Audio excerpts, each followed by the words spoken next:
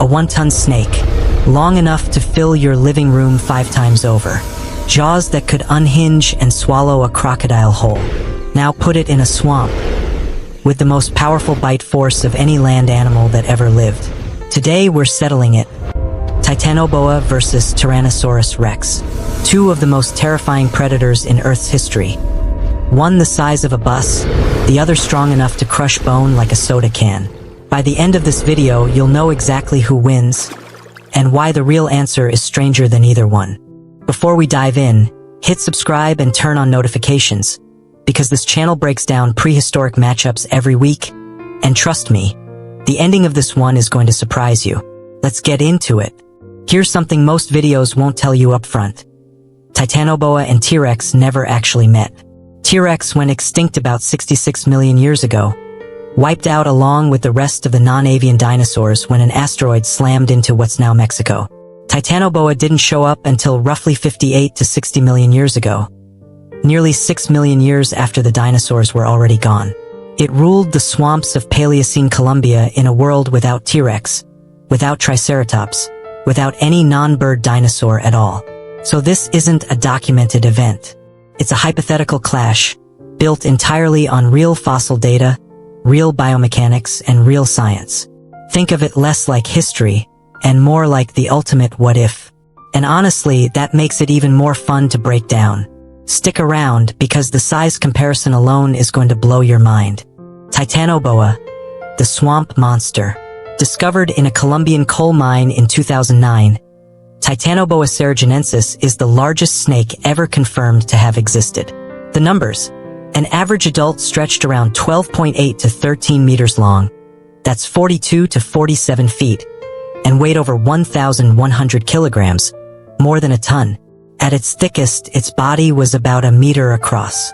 Picture a snake as long as a school bus, with a torso as wide as an oil drum. It lived in a hot, swampy tropical world. And here's a detail most documentaries skip.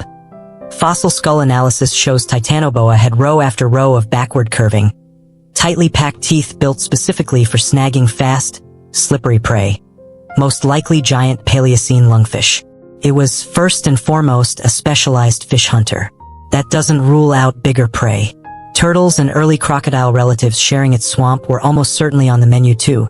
And for anything too large to simply swallow, its main tool was raw constricting power, wrapping around, squeezing, and waiting. It had no venom, no poison fangs, just mass, muscle, and patience. T-Rex, the bone crusher. Tyrannosaurus Rex needs no introduction, but the real numbers are still jaw-dropping. Adults reached up to 12 to 13 meters long and weighed somewhere between 8 and 9 metric tons, roughly 8 to 9 times heavier than Titanoboa. This bite is the real headline. Multiple biomechanical studies, using 3D jaw modeling and comparisons to living crocodiles, estimate T-Rex could generate somewhere between 35,000 and 57,000 newtons of bite force. Some studies push even higher. To put that in perspective, a saltwater crocodile, the strongest biter alive today, manages around 16,000 newtons. T-Rex more than doubled that. That bite wasn't built for slicing, it was built for crushing. T-Rex could bite straight through bone and eat it, marrow and all. We know this because paleontologists have found fossilized T-Rex droppings packed with crushed bone fragments. It didn't just kill prey, it demolished them. Now that you know what each animal actually brings to the table, let's put them head to head. Let's be blunt about the numbers first, because they matter a lot here. T-Rex outweighed Titanoboa by roughly 8 to 9 times. In raw mass, this is not a fair fight on paper. It's closer to a large dog going up against a grizzly bear. Length is where it gets more interesting. Titanoboa and T-Rex were actually similar in overall length, both in that 12 to 13 meter range. That gives Titanoboa impressive reach for a coil. But reach isn't the same as leverage. T-Rex's torso was enormous and dense, built around a ribcage engineered to support several tons of muscle and bone. A 1.2-ton snake wrapping around a body that size would struggle to generate enough mechanical force to actually restrict its breathing or movement. Length helps Titanoboa get a grip. It doesn't guarantee that grip does anything. T-Rex's advantage is far more direct. Overwhelming size, a skull built like a battering ram, and a bite that could break straight through the very bones Titanoboa would need intact to keep constricting. This is where it gets interesting because both of these advantages interact in ways that are easy to underestimate. Let's actually play out how this goes. Let's set the scene. Picture a warm, swampy floodplain, the kind of environment Titanoboa actually lived in. T-Rex, a land-based ambush hunter, wades in after prey or water, unaware of what's coiled beneath the surface. Round 1, the ambush. Titanoboa's biggest weapon isn't strength. The surprise. In water, a snake this size is nearly invisible until it strikes. Modern anacondas use exactly this tactic. But there's an important limit here.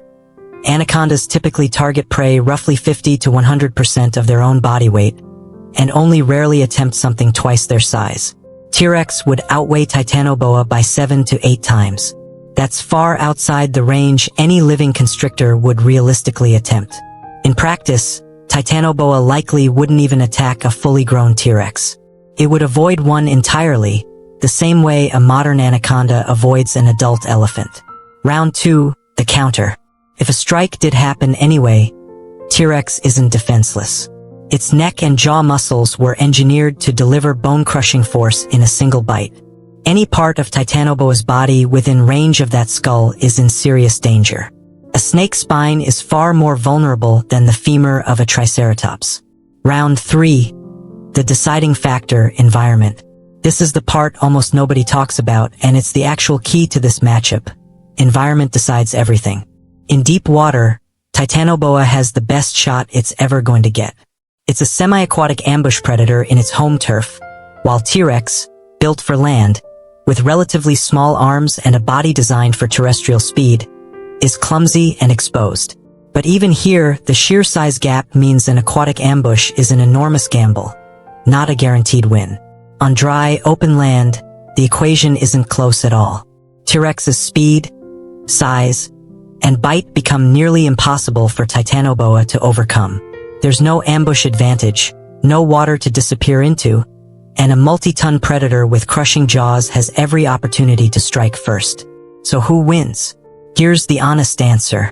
In deep water, Titanoboa gains real ambush advantage and could plausibly drown or overpower smaller prey it shares that swamp with. But against a fully grown 8 to 9 ton T-Rex, even an aquatic ambush is a high-risk gamble that goes far beyond what any known constrictor, living or extinct, would realistically attempt. The size gap is simply too large. On open, dry land, T-Rex wins clearly and decisively.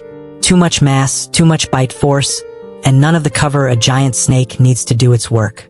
This isn't a cop-out answer, it's actually the most scientifically honest one. Predator matchups almost never come down to raw stats alone. Environment, body mass ratio, and ambush advantage shape outcomes just as much as size and strength do. That's true for prehistoric giants, and it's true for animals alive right now. And that's really the bigger lesson here. Nature's biggest killers usually aren't undefeated. They're specialists, operating within limits set by their own bodies. Take a predator out of its environment, or pit it against something dramatically bigger, and even the most fearsome animal in history becomes the underdog. So there you have it. Titanoboa versus T-Rex, two apex predators from completely different eras, going head-to-head in a battle that could only ever happen in imagination, but built entirely on real fossil evidence. If you enjoyed this breakdown, let me know in the comments. Who do you think actually wins? And which prehistoric matchup should we tackle next? Megalodon versus Leviathan? Spinosaurus versus T-Rex? Drop your vote below.